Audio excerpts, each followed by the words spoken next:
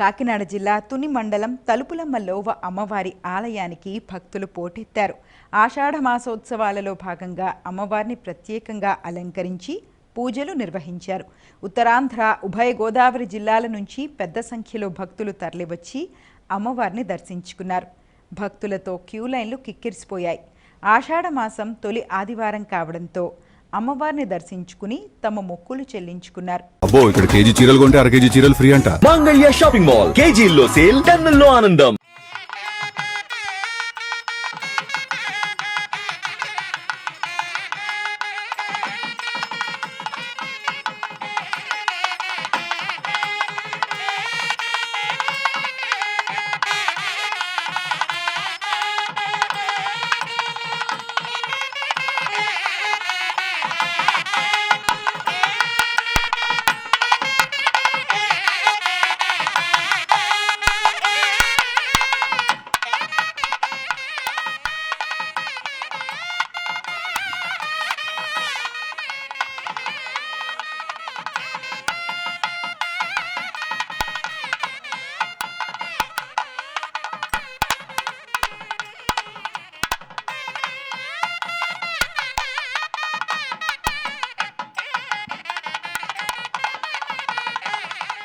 విశేషంగా 1,00,000 గాజులతో అలంకరణ జరిగింది.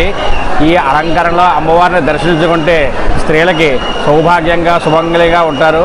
అలాగే ఆదివారం అయిపోయిన తర్వాత మరుసటి రోజు నుంచి గాజులు భక్తులకి పంచిపెడతారు.